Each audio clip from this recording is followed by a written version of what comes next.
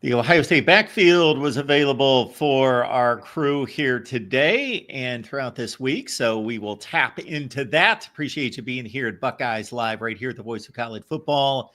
And for this 1 week, we are actually on the Ohio State channel. We're on the main channel as well because we have kind of moved our afternoon show because we figure in the next 90 minutes or so, you're going to flip on some basketball games. I think they all tip off somewhere in the 12:15 to 12:20 Eastern time range. So we will kind of lead you into March Madness here, talking Buckeyes football right here at the Voice of College Football. Tony Gerdeman right next to me, BuckeyeHuddle.com. Check out Tony's work right there. You will see his Twitter handle in just a second. That's a great place, a great destination to track Tony's work, of course. And, of course, Buckeye Weekly is the podcast with Tony. Steve Hillwagon down below, 247 Sports Bucknuts, and he is knee-deep at this point into Buckeye ladies basketball, if that's what they call it still these days. And I don't know if I'm being politically correct with that term, but that's what we used to call it. And, Steve, how you doing today? I'm doing good. I'm coming to you live from the bowels of the Jerome Schottenstein Center here on the campus of the beautiful Ohio State University this morning on this 75-degree day yesterday, and today 48 degrees and blowing. So welcome to Ohio. We'll ruin the first day of spring for you. So you get a tease, and then it gets pulled back for a little while, and another tease, and that happens a couple times. Tony, how you doing? And then we're right into summer. Yeah, doing well. No complaints, but that's because I'm now inside after being outside for about 15 minutes. Tony, it was an astute comment and question out of you in your interactions with Billy Fessler, quarterback's coach, where you were, I believe it was your voice that asked, well, these guys, this quarterback unit, these quarterbacks are supposed to be the toughest guys in the building. We are talking about football here. I'm paraphrasing, of course. I'm embellishing on your question. But there's a physical nature to that toughness part of it. And these guys never get touched. How are they going to be proved to be the toughest guys in the building? Was that a sufficient response to your question? Yeah, it was something I also asked Julian Sayin and Lincoln Keenholz, because Ryan Day put it out there earlier in the week, or maybe even previous to that. Quarterbacks have to be the toughest guys on the team. So how do you do that when you're dressed in a black jersey? If somebody touches you, they might get kicked off the team. They are protected like, key witness in a high level trial. But how do they show toughness? And the answer is basically it's just doing everything 100%. Most of the answers are about mental toughness and knowing your job and executing it properly. Even Julian Sayin even said things like just finishing your drills full speed and finishing your handoffs. But it's the preparation, it's your teammates seeing you work. Billy Fessler even mentioned, imagine you're Austin Seerveld watching your own, going over your own clips. And as you're doing that, you're seeing, say, Julian Sayin or Lincoln Keenholz just taking mental reps while Tavian St. Clair is throwing the ball. You see how engaged the quarterbacks are, even when they're not the ones taking the reps. That is a mental toughness. That is toughness. That shows you that they are engaged in everything and are preparing for everything. And Lincoln Keenholz said, you're trying to show that you can be counted on to pick up a 4th and 2, and to when you are in that situation, everybody has confidence in you. And that was one of the things that Will Howard brought to the team. When he's in the huddle, everybody has complete confidence in him. And that's something that these quarterbacks are trying to bring. And it's something that Will Howard he calmed everybody down. And that's a kind of toughness as well, when you've got the mental toughness to keep everybody else calm. And so that's a process that all of these guys are going through, trying to show that they can do it and answer the call every time. And as Billy Fessler said, it's like, make the plays. When it's your time to make the plays, are you making them? That's another form of toughness. So it's an interesting question, because, again, they can't be touched. They are protected. They're eggs in a carton. So how do you make an egg tough? You can't beat it. That's for sure. Yeah. We did talk to the quarterbacks and very impressed talking to all three of them. Billy Fessler, the quarterback's coach, was asked, well, can you handicap this competition right now? And he goes, it's really not a competition. And when you think about it in terms, as of right now, it's not. You think about it in terms of what they're trying to do. This is the beginning of the new football season for Ohio State, 2025 football. You don't just pick up right where 2024 ended up and start, at that level and go from there. You are starting back at ground zero. And particularly, you're starting with a bunch of guys who've never played college football before on a Saturday afternoon in Ohio Stadium or Michigan Stadium or any of these other places. So what you have to do is put one brick down, put that, level of, cement around it, then put another brick down and put a little bit of level cement around it. And you stack one brick on top of another in these spring days. So it's all about the fundamentals. Like there was an incident yesterday where they couldn't get lined up properly. And Coach Day just kicked the entire offense out of the drill. He's like, okay, the period was running out. It was like 30 seconds left. They could get it right, but he was so upset. He's like, how do you expect to run a play if you can't get lined up properly? Just get out of here. Just kind of kicked them on to the next period and, let them know that this game is so intricate, it's so involved. And to just expect perfection on day one and, who's dropping passes, who's missing passes, these kind of things. It's not really about that, this early in spring football. It's about, learning the game, fundamentals, taking the proper steps, making the right reads, all these other things that happen in the course of the game. And I've been impressed. I've told any number of people they didn't go out and get a veteran quarterback, and I'm not sure that they really need one like a Will Howard last year. I think that the three guys that they have are very talented throwing the football athletically. And, I think there will be a game in the season that they lose, probably because whoever is this quarterback, this young guy, is going to throw 2 or 3 picks. It's just a fact of life. It's just something that has always happened, for time immemorial, that somebody is just not going to show up on third base. I mean, it just happens. So, but I think they can win big with any of these three.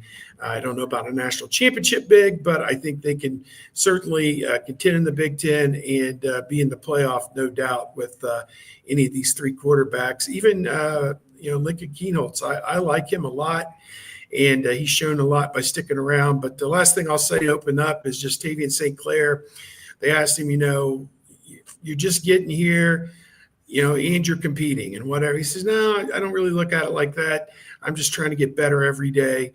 And if everybody maintains that viewpoint and doesn't really focus on the destination, but on each step along the way to get to that destination, then this team's got a pretty good chance of being pretty good. Yeah, somebody asked him to ask Billy Fessler to, how close is the race? And he's like, we are way, way far away from even getting to the point where we're talking about how close it is. We've started a race. Yeah, the race hasn't started. So how close is it? Well, they've still got they're not even close to the first turn. They're not even into the first straightaway yet. And there's a lot of time to go. I was really impressed with talking with Lincoln Kienholz, really all of these guys. I didn't get a chance to talk with Tavian St. Clair, but I listened to most of it. Like all of these guys are very composed, and that wasn't the case previously when we would talk to Lincoln Kienholz. And it was a guy that had some nerves to him when he was talking to people. Also had some nerves when he would play, and he didn't get to play much last year, but he's a guy that has really grown. He's the oldest guy in the room. So he's begun not just acting like it, but it's like, I am that guy. So, I know people are looking towards me, and I can provide them with, leadership, knowledge, whatever. And that shows just in a little thing like an interview session, but also I thought he was pretty good throwing the ball yesterday. He was pretty crisp. We didn't get there's no one-on-ones at this point that we're getting to see. So you're throwing against air, but it is interesting to just watch these three and listen to them and talk to them. And none of this seems too big for them. They're all giving the right answers. And I think you can credit Will Howard with some of that, getting to watch Will Howard last year. Even Tavian St. Clair got to watch him, got the front row seat in the playoffs. And so one of the things that Julian Sayin talked about was, they're all trying to be a leader in this room and of the team, not just the room, but you're trying to be a leader of the team. And Will Howard was legendary basically at this point now for how he led. And Julian Sayin said, he came in and, he was well liked by everybody. Everybody liked him. And then I asked him, does everybody like you? And he's like, I hope so. He's trying to make sure, like, he's trying to build these relationships with everybody so that, there's no friction or conflict, or people have faith in you. The more they like you, the more they trust you, that sort of thing. And it's just interesting because it's not just with the quarterback battle. It's not just who throws the most accurate ball or who is, generally it comes down to who moves the ball the best without the turnovers, but there's also who is the best leader, who is the toughest, who's the guy that can get knocked down and get back up on 3rd and 8 and get the job done. And so that's until you can start getting knocked down, and really that doesn't happen until the games themselves, but they'll know enough by August. August 19th is usually about when they name a starter based on past years. But yeah, it's not just throwing the ball that is going to win this job, and it's going to be interesting to watch all the way through. Well, you say that Lincoln Keenholz has grown. Yeah, he's grown from 185 pounds to 207. That's significant. Obviously, he was watching Will Howard all last year. And what does Howard hit the scales at? Probably 230. Well, he's a big boy. Howard came in at like 245, so he had to drop like 10 pounds because he came in too heavy from his Kansas State days when he was like, having to run the ball 15 times. And like, you don't need to do that here. So you can go ahead and drop some weight. You don't need to bulk up for us. And it's just interesting. And, I saw the question, the super chat about the 21st century Mount Rushmore. And man, don't you have to put Will Howard on there? He won a national championship for you. Now, you don't have to put Craig Krenzel on there. He won a national championship. But Will Howard did it in a way that Craig Krenzel did not. Yeah, Craig Krenzel went 7 for 21 against Miami. Yeah, it's just completely different deal. Yeah. So the Mount Rushmore for the 21st century, we're talking a pretty limited line of quarterbacks. There's probably been about 10 starting quarterbacks in 25 years, maybe 12. Yeah, I mean, you have in this century Krenzel, and then Belisari, Krenzel, and then he turned it over to Zwick and Troy Smith. Zwick was just he started about half a season. Troy Smith, Todd Beckman. Yeah, Big Ten MVP. Got to the national championship game. Then Terrell Pryor, Joe Bowserman, Braxton Miller, and then J.T. Barrett, Cardale Jones. And then Actually a tougher question than I thought it would be. Dwayne O'Mac. Yeah, I've got 7 names listed that I think you'd have to choose from, which is pretty good. But yeah, then you said Haskins, and then Fields and Stroud, like McCord and McCord. Ooh, Howard. Yeah, that's a tough question, Yakov. When I first saw that, I thought it's only been the 21st century for 25 years. That's an easy question. There's got to be no. If it's so easy, Mark, then let's hear it. If it's so easy, Troy Smith, C.J. Stroud, Will Howard, Justin Fields. Those are 4 pretty good ones. Man, I thought for sure Terrell Pryor was going to be on my Mount Rushmore as soon as I saw that question, but I don't think he can be. You can't put him on ahead of J.T. Barrett or Braxton Miller. Yeah. If Braxton Miller doesn't get hurt, he's going to hold he's going to be one of the all-time leading rushers. He's going to be the all-time leading passer. But I probably with you, Mark, you got to go with Troy Smith because he won a Heisman. C.J. Stroud is the best quarterback in Ohio State history, the most. But Justin Fields is the only quarterback in the last however long that wasn't hated at some point by Ohio State fans. And C.J. Stroud can't even say that. But I would agree. I'd say Troy, C.J. Fields, and Will Howard, leaving Dwayne Haskins, who had arguably statistically the best season in school history, JT Barrett is statistically the greatest quarterback in Ohio State history in terms of production. Braxton Miller was going to be incredible, and he still got 3 years of 2.5 years of starting. But if he doesn't get hurt in the end of the 2013 season, like what kind of numbers does he put up in 2014? So those are some pretty remarkable guys, and that are left off. But I'm with you on those four, I think. What about you, Steve? Yeah, it's tough. I mean, to split hairs like this. I mean, Dwayne Haskins had as good a single season as anybody could ever possibly have. And then, excuse me, JT Barrett, I mean, he gets hurt. Does he finish off that national championship season the way Cardale Jones did? We don't know that to be certain. And obviously split time the following season with Cardale Jones kind of clouds his legacy a little bit, but again, his career numbers are incredible. So I guess you got to give him credit. I just don't, and I agree. CJ Stroud, just on the hoof, was the best quarterback Ohio State's ever had, just all around, to my opinion. But it's a tough one. It's a tough one, and Ohio State hasn't been known as a throwing school really over the years. I mean, it just was never, at the forefront of what they did. I mean, even, some of the numbers that Joe Germain put up were pretty good, but he was splitting time for 2 seasons with Stanley Jackson. So, it really never took hold here until we got to the modern era, I think, here with Urban and on with certainly Ryan Day coming to town. Those 2 seasons that Justin Fields led, the 2019 team, my goodness, they were as good as any. And man, that Clemson game, not discrediting Clemson, but my goodness, they should have been playing in a national championship game. And then they did the next year, and they were decimated. And they were playing one of the great teams of the last 20 or 25 years. And they were just physically decimated at that point in the season. Wow.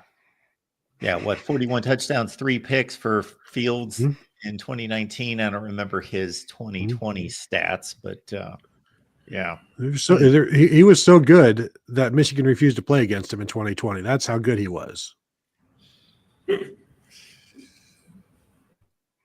That's what some claim. Yes. Terrell Pryor was I don't think Terrell Pryor gets enough credit. I really don't. And when I first saw him throw a football, I just couldn't believe how bad he was. Or how bad it looked. I just couldn't believe it. And my son immediately took to him and just thought he was he was his favorite athlete on the planet immediately. And I was like, I would just constantly make fun of the way he threw, but he grew on me, and he gained my respect, and he walked away with a Rose Bowl and a Sugar Bowl MVP. Yep. I mean, he had a good career, and he's a little, obviously unorthodox when you talk about the quarterback position with his throwing motion, his ability to, I don't think anything's there. I'm just going to go get 25 yards on my own running the football here. I mean, he was special. There's no 2 ways about it. So he had different ways he could beat your defense, and that was and he was probably a better passer on the whole, and he improved dramatically, obviously, from his first year to his third year. He improved dramatically, I think, throwing the football. But, he never threw a lot of interceptions or made a lot of mistakes that took him out of games. And, I mean, he had the 1 fumble against Penn State, but he's just trying to stretch and make a play there. So, what else can you say? But, going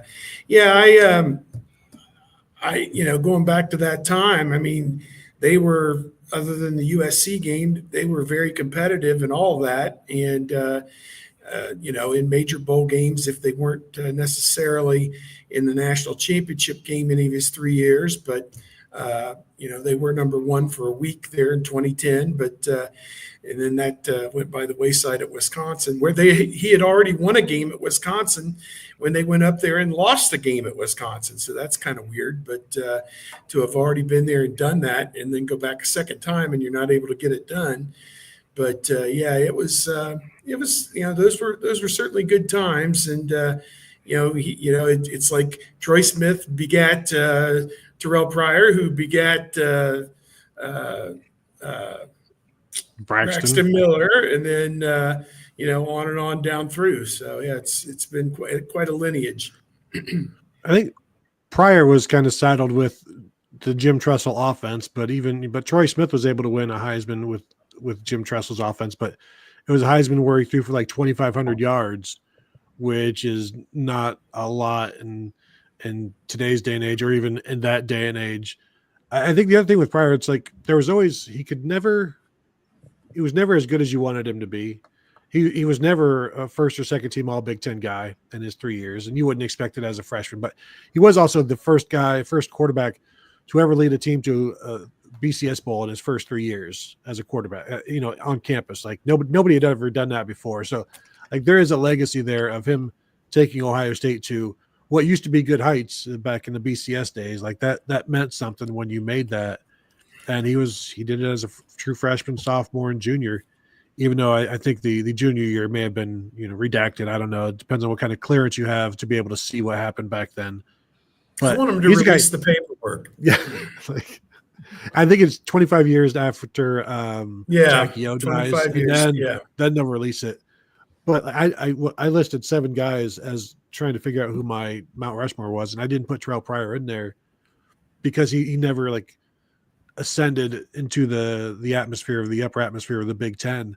But Will Howard was a 3rd team all Big Ten pick last year, and he won a national championship. So Kyle McCord was 3rd team all Big Ten, and he did not. Back to the here and now, guys. Does it matter that Fessler, was he meaning anything when asked about Julian Sayin's quick release? I don't know if that's on a scouting report somewhere, or this is just common knowledge that he's got a Dan Marino kind of release or something. He got very interesting when he was talking about the quick release. He says you don't just win the job by having a quick release. You've got to have arm strength. And he said we're working with Julian to build his arm strength. So that was a very candid moment where he told you straight out that, yes, we like Julian Sayin a lot, but he is not a finished product to win games at this level just yet. So he has got, and I thought that in the spring game too. He threw one wounded duck interception down the middle of the field, and tough throw. I think it was back across the grain or something, and yet that's a throw that a Big Ten quarterback's got to make. And we'll see. And I'm being unfair calling it a wounded duck. If a wounded duck is a 2 and, a bullet is an 8 or a 9, that was about a 5 or a 6, that throw that he made that got intercepted. It just got to be got to drive it in there just a little bit better than that.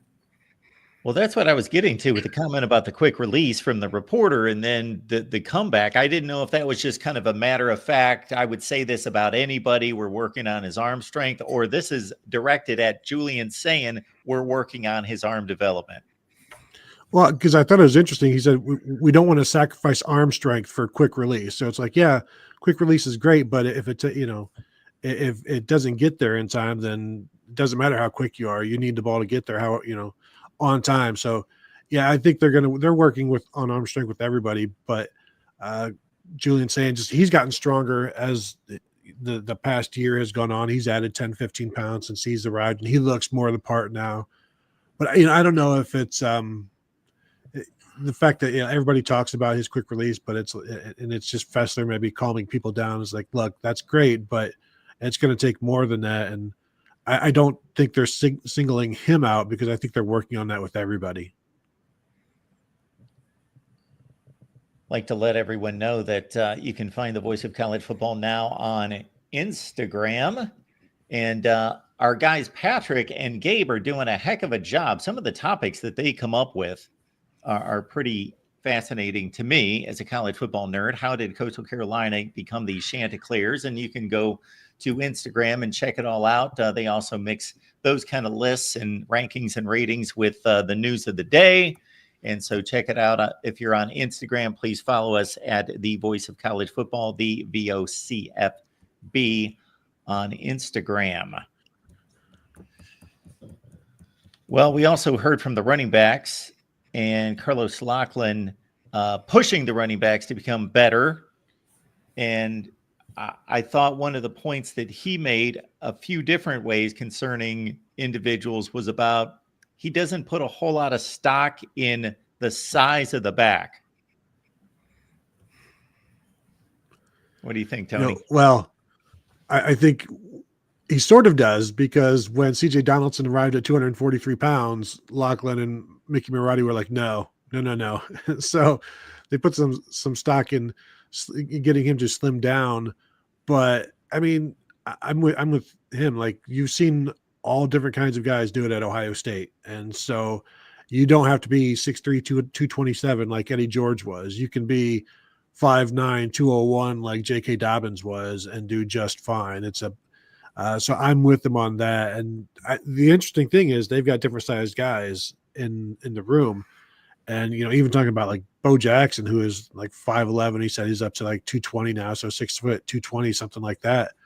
Like, you've got your standard bearers who like, this is what a running back should look like. And it's like, well, James Peoples, who is 5'10", although Lachlan will tell you like he's not 5'10", or he's not 5'11". Like he's a lower level, a shorter guy, but doesn't matter because he's just as effective. Like J.K. Dobbins was 5'9". Does that mean anything? I mean, he was the first 2,000-yard rusher in Ohio State football history. So, you can be whatever. And Jerry Westbrooks was 6'2", 225. What did he do? Nothing. It's like you can get all different kinds of sizes, and it just comes down to skill set and how they use him. And CJ Donaldson's just an interesting guy because not just of his size, but of his past as a receiver and a tight end. So there's some different things that he can do that you can call upon him for that maybe you can't others, but they're still going to cross-train everybody in terms of you got to catch the ball because it's been effective for them for the past few years. Yeah, I like the tandem that they have there at running back with James Peoples and CJ Donaldson. I think they're going to be okay. Get Donaldson where they want him to be, obviously. Sam Williams-Dixon, he's back. And Bo Jackson, he's straight out of central casting in terms of what you'd look for in a running back at Ohio State. Let me see what they list him as. Number 25, Bo Jackson, and 5'11", 208. Boy, oh boy, he casts a bigger shadow than that, in my opinion. He's a prototype, I think, and I'm excited to see what would happen. Our guy Dave Biddle was like, well, why don't you wear number 34? Whatever. I guess in homage to the first Bo Jackson, but he's his own guy, 25 Bo Jackson. So we'll see how he fits in and how he gets opportunities this spring and into the fall. Yeah, Sam Williams-Dixon was interesting. Talked with him a little bit. Of course, he entered the portal not even after the season, towards the end of the season, and then he came back. And so we're talking to him about that and asking, why did you enter the portal? And his quote was, "It was me listening to the wrong people." Said he didn't want to leave Ohio State, and so it's like, well, who was it that was telling you this? And he basically said peers. So it's just a really difficult time for young guys when they see and their friends and their family see other players making money or transferring and making money. It's like if you're not making your money right now as a true freshman, you're losing money. You got to go. You're losing money right now. And it's hard for the people on the outside to be as focused on the here and now as the players on the inside, because that's what they need to be focused on, or else nothing's going to come of it. And a lot of people think this just happens. Well, if it's not happening at Ohio State, just go do it at like Kentucky or somewhere else. And, go do it at Colorado, like Dallin Hayden. How'd that go? Like this, it's not just something that is going to happen. So, Chip trained him last year at Kentucky. How'd it go? So I think he also talked about how I needed to grow up.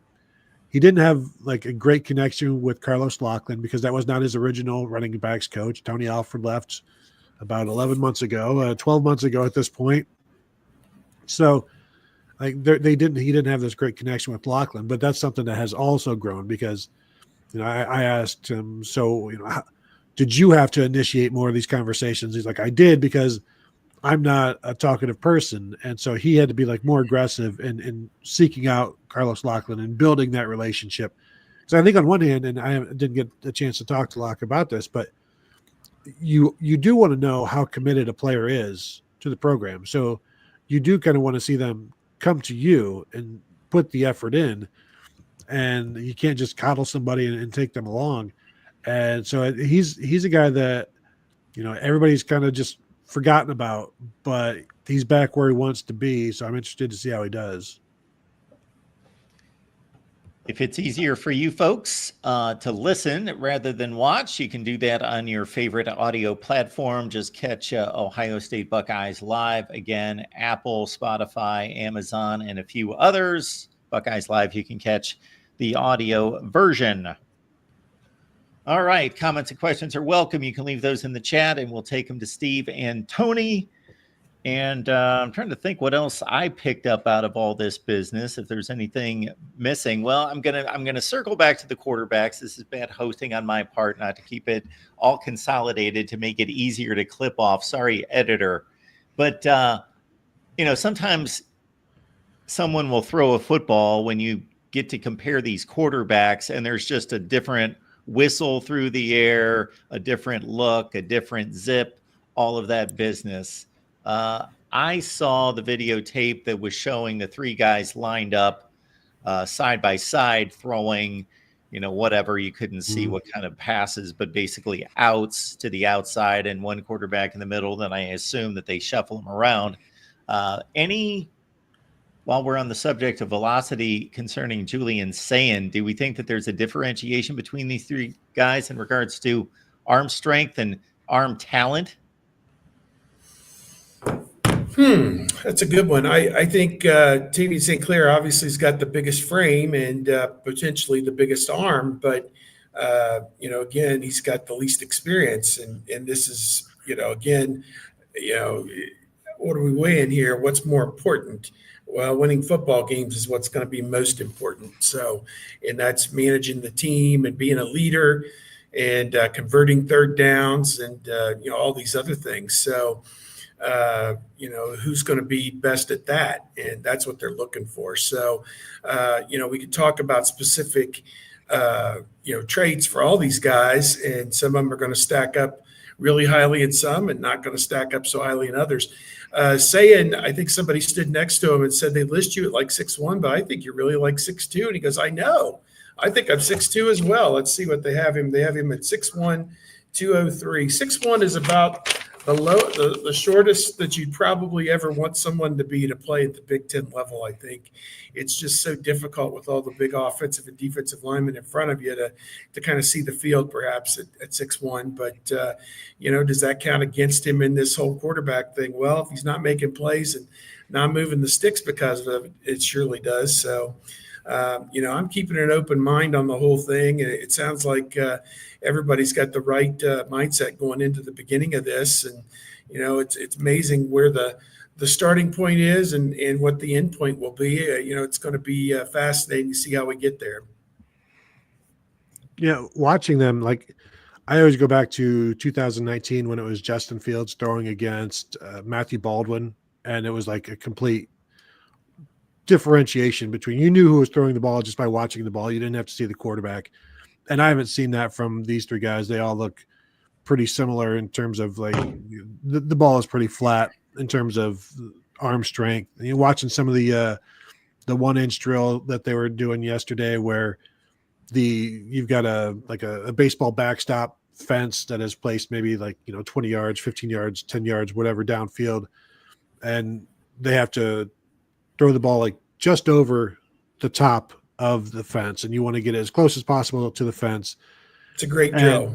It is, and they move this thing all around, and the fence represents an intermediate defender, like a linebacker dropping into the zone, and you can't loft it over the fence, or else like the invisible safety will come and knock it down before it gets to the receiver. So you've got to have arm strength, and you've got to have you don't want to have any wasted movement of the football. And I thought they all did pretty well. Like Lincoln Keenholz did really well on that drill. Tavian St. Clair is still getting it down. Like he had some loop to it, but it's not because of lack of arm strength. He's just, he doesn't want to hit the fence yet, and that confidence isn't there.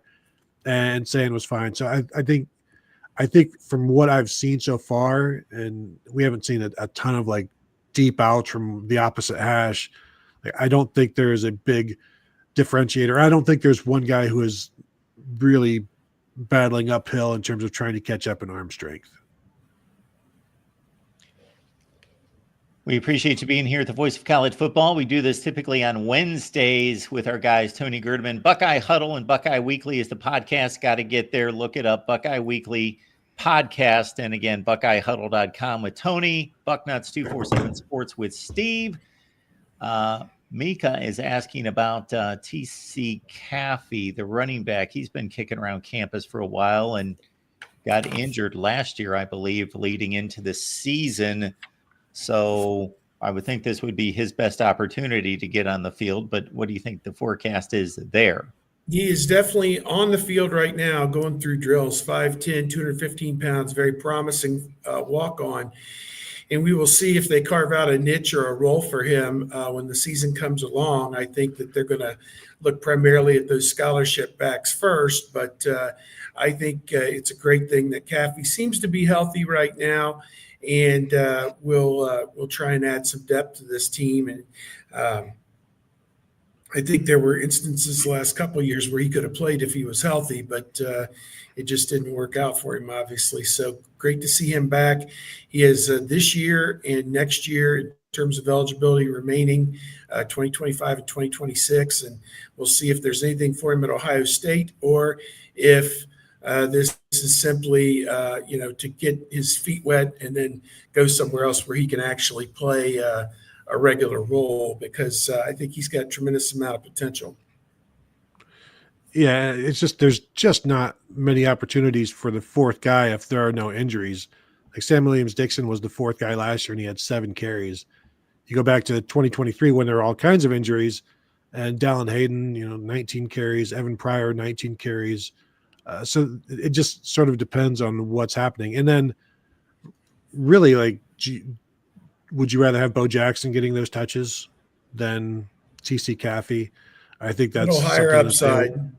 Right. That's something that they always have to factor in. But I do think there'll be blowouts, and you're not going to want to play necessarily all of the freshmen more than 4 games. So I think it takes the right game in the right situation.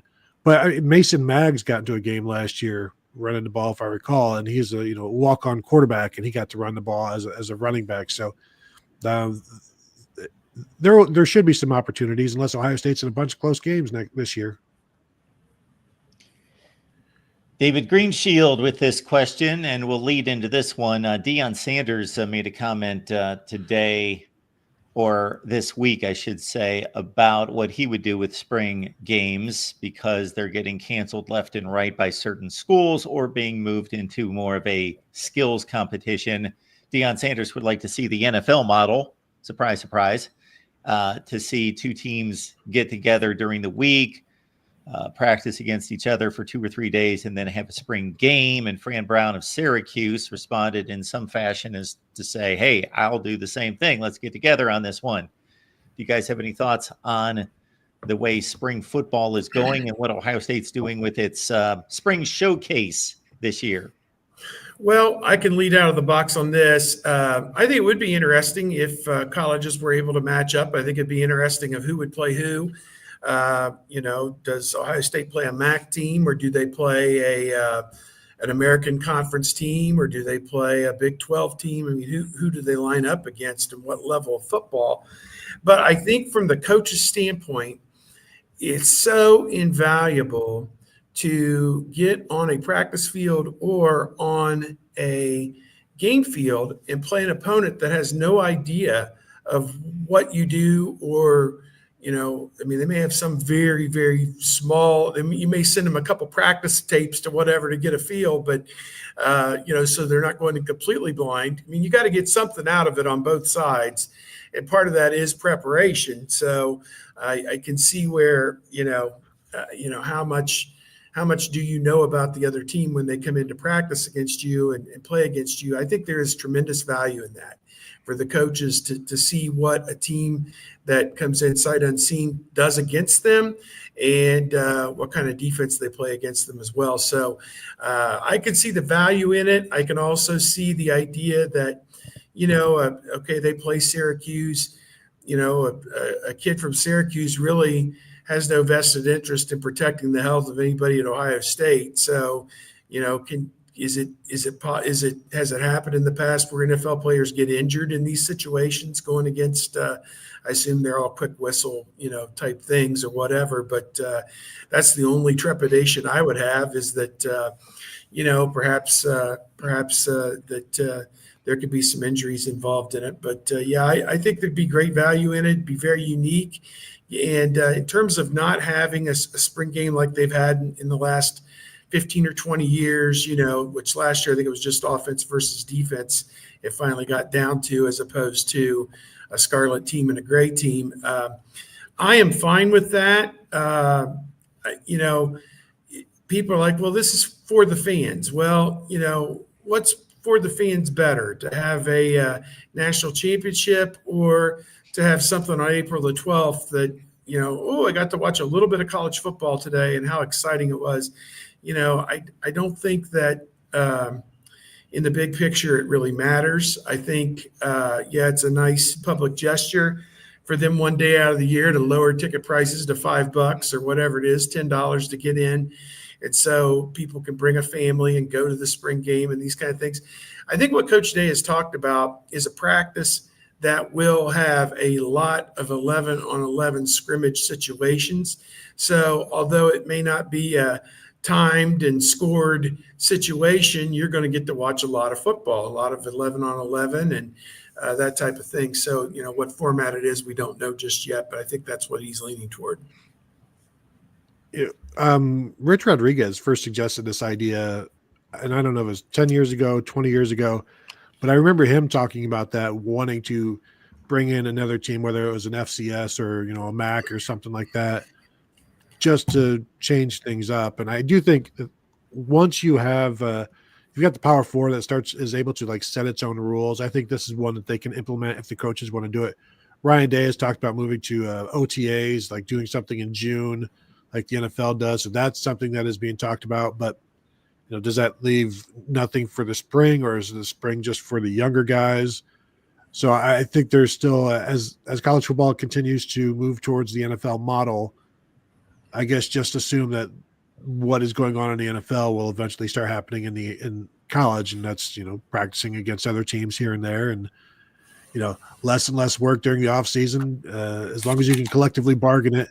But in terms of the spring game, Ryan Day did also say, he keeps talking about the first game of the year is against Texas. So they do want to have some sort of a game atmosphere type of thing in the Horseshoe, to where the young guys can be in front of a large crowd and experience that sort of thing, which is something that Jim Tressel and Urban Meyer have always talked about. Like, if you're able to play in front of 80,000 people in a lower pressure situation like that, and then the next time you do it as a true freshman, that's not the first time you've done it.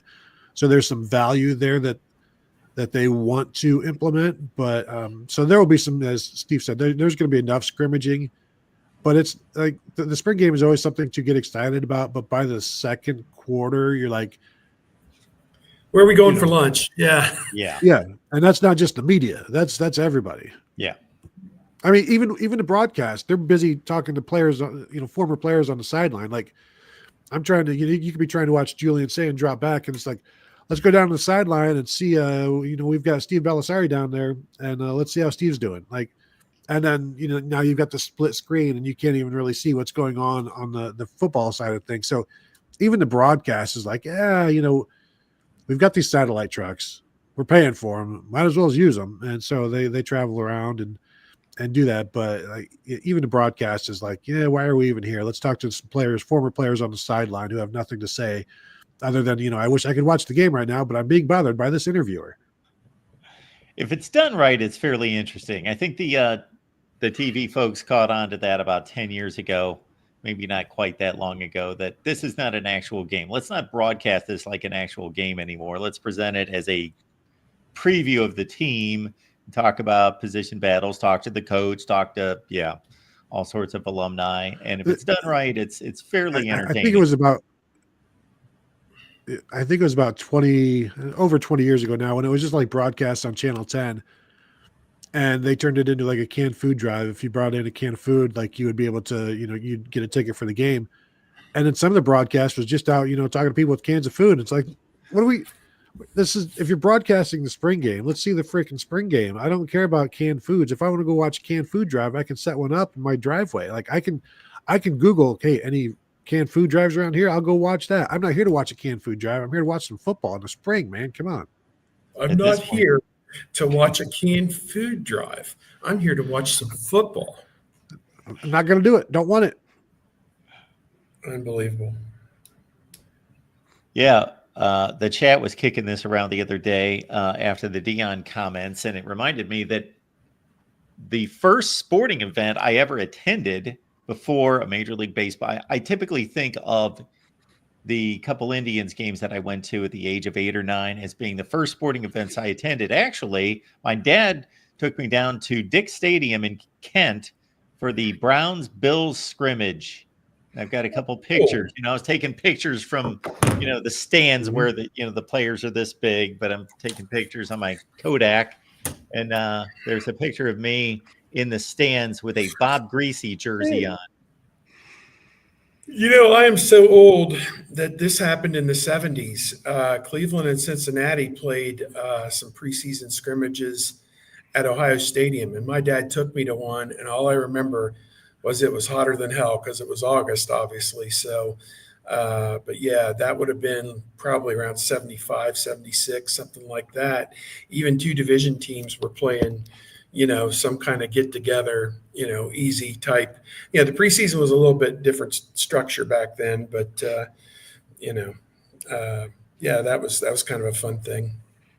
I thought you were going in a direction because the spring game was one of the first sporting events I ever attended as a kid. Like I had, a couple of Mud Hens games and got to see the Globetrotters once and got to see Cleveland Browns play charity basketball against a bunch of teachers in Henry County or something to that effect. But going and seeing the spring game when I was, I don't know, like 11 years old or something, that was as a kid, like my buddy's dad won tickets on the radio and we thought it was like a crazy thing. Like, wow, this is the biggest thing ever. We got tickets for the spring game. And that's a lot of people's first spring, that's a lot of people's first or only time they can go see Ohio State is the spring game because it's affordable. Now it's, $20 a seat or whatever, 10, $15 a seat. So it's not nearly as affordable as it used to be when, just a can of tuna would get you in.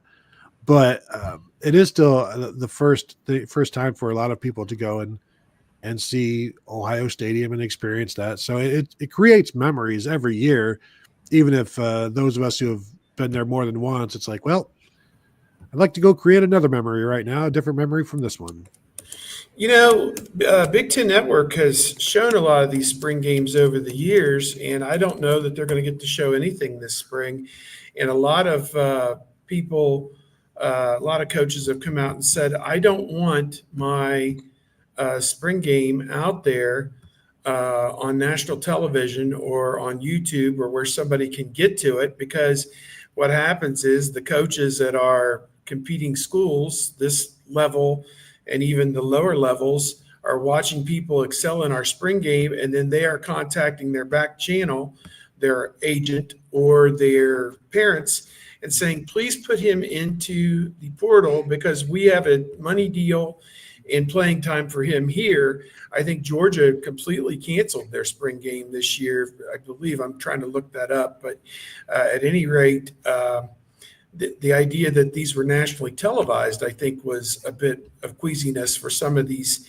I guess Kirby Smart is supposedly the absolute most paranoid person in the world. And one of the people who covers Georgia says, we almost never, and I mean, we got to watch an hour of the first two practices last year because they allowed people to pay money to go to the first four practices in the fall. We got to watch the entirety of the first four practices as media.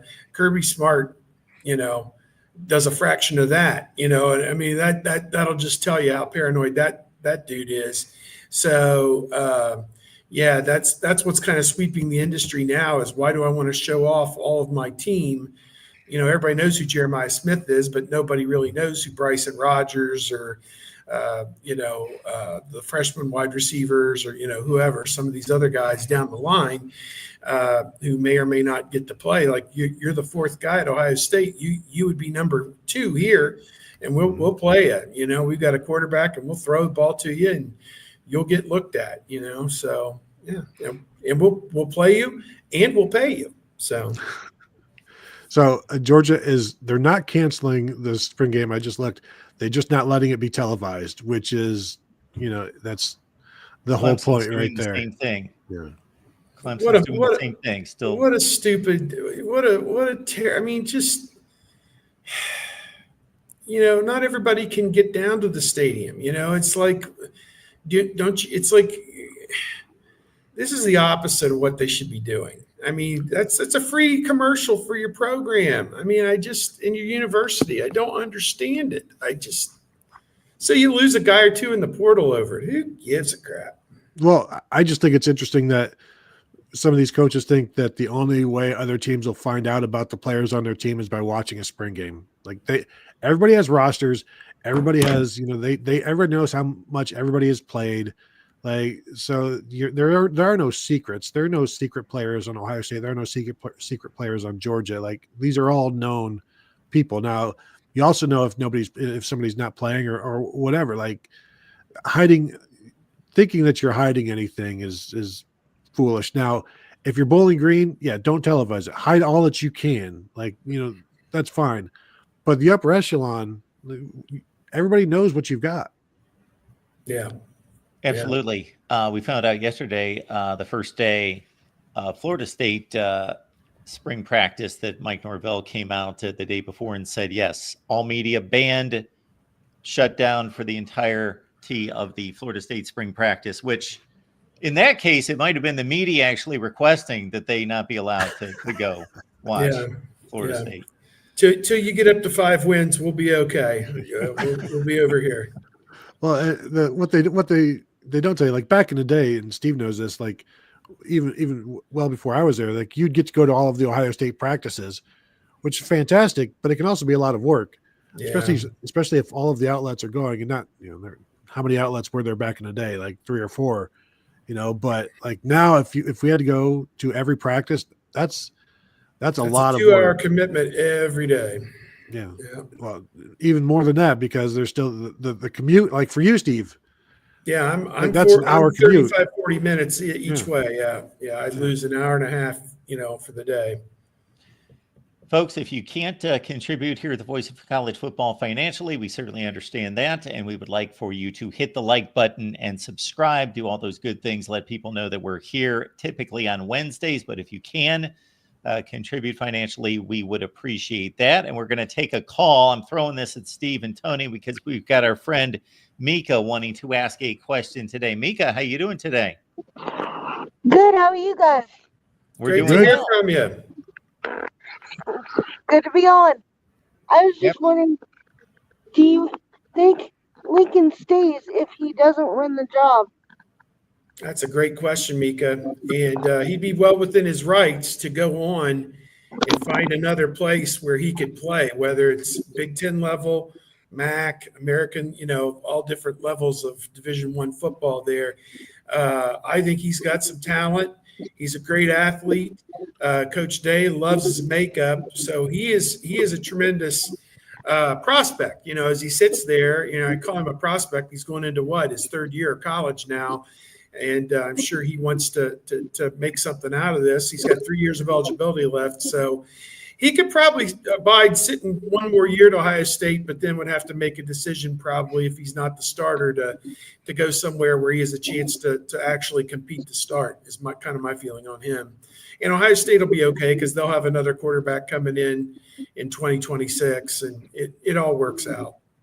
I agree. Yeah. I think he could win the job. He's got elite athleticism, especially if we want to run the same type of system we did with Will. Yeah, very much could be. Tony, what were you going to say? Well, I think and Lincoln has said he'd have to, make a decision after spring, but I kind of think I don't think he's guaranteed to start somewhere else. and come in May and go ahead and win a big time job, and he wants to, does he want to win, have the job at a lesser place, or does he want to stay at Ohio State? Know that, kind of do the Devin Brown thing where you give it one more year, and knowing that anything can happen to whoever the starter is, and you be prepared for that. So I won't be surprised if he sticks it out, because there's no starter is going to be named this spring, and there's going to be no competition in terms of like now Julian is ahead and now Lincoln is ahead. Like, they're not going to really be doing that. So the fact that he's already still around, I think, is a good sign that he could be back in the fall. And again, I don't think he's guaranteed to go start somewhere on the same level as Ohio State. So why not stick it out here and see what you can do in the fall? And then, if something happens, if you don't win a job, and then you continue to stick it out and you're there for your team. And then after the season, you do the Devin Brown thing. And it's like, you gave it 3 years, and now you're going to go and try it somewhere else. The Joe Burrow path as well. Like Joe Burrow, well, he gave it 4 springs basically at Ohio State, 15, 16, 17, and 18, and then took off. Mika, do you have a chance? Have you been to many games at Ohio Stadium? I went to a spring game when I was younger. It's hard for me to travel a lot with my wheelchair, but we got a handicapped accessible van now, so it'll be a bit easier. Okay. All right. Well, I hope you get a chance to get to a game. It's the games in the fall are always a lot of fun, no doubt. Yeah, I definitely want to go to more. And I want you guys to know I have my own recruiting show on Buckeye Boys now. You guys should check it out. Put the link up in the comments, and that way we can see where we're going. All right. You guys thanks for stopping by, Mika. Do it, and I really appreciate it. Yeah, it was good to hear from you. Have a good day. Thanks, guys. Have a great day. Yep. Go Bucks. Too. There it is. All right. We appreciate Mika chiming in today, and we pretty much have wrapped it up, I believe. Tony, what is going on there at Buckeye Huddle? Well, I need to get some writing done today, but we'll be talking about some things that Ryan Day has said, and we'll be covering the running backs and the quarterbacks, and I'll get some. I promise I'll get some stuff written today. Dropping a new Buckeye Weekly today, discussing what we've seen from the first 2 days of practice and some thoughts and some conversations about leadership and things like that. So you'll be able to find that later on this afternoon when I drop that. Steve. Yep, just dealing with this inundation of football content. We got to go 2 days of practice, and those will be the last times we get to watch until a week or two from Saturday. They'll have the student appreciation practice. We'll get to go and watch that, and that is always tremendous fun because they do a lot of 11 on 11 that day, and that's when we can really gauge who's doing what to who and who is really coming on in terms of playing football. So looking forward to that. But we've posted a ton of videos. I got more video from yesterday going up of the quarterbacks throwing routes coming up here later today, which is kind of interesting. And interview with Tavian St. Clair that I want to post, probably James Peoples at some point as well. He was very impressive yesterday when he met with the media, and he's ready to step into the RB1 role if that's what's called upon. And Carlos Lachlan, said, I'm not just giving it to him; he's got to earn it. And Carlos Lachlan, man, what a breath of fresh air! Coached 2 1,000-yard rushers at Ohio State in his first year, and what's he going to do for an encore now? Won a national championship. You bring a person like that into your organization and it lifts everybody. And to me, that, he's another one of the many reasons why they won the national championship, in my opinion. So, there's a lot going on at Ohio State, and we'll see if they can keep this run going in 2025. And obviously, following some women's basketball, the ice hockey team is playing for the Big Ten championship at Michigan State, I believe, this weekend, which is kind of cool. And women trying to get to the Sweet 16 will probably have to play Montana State tomorrow, 5:30 on ESPN2, and then Sunday. My guess is if they win and Tennessee wins, that would probably lead off the coverage at noon, is my guess, on Sunday. So. And obviously we've got this little thing called March Madness that's teeing up here in about 12 minutes with Creighton, Louisville. So I'm going to steal the remote, see where it says Ohio State up there. I'm going to put channel 10 on there and be able to watch the men's tournament. So there we go. And a great point by you, Steve, on Lachlan. I'm sure very much an undervalued ingredient in the national championship run. A running backs coach doesn't typically get too much credit with a magical run like that. But yeah, Judkins and Henderson certainly did damage, and it was pretty impressive. All right.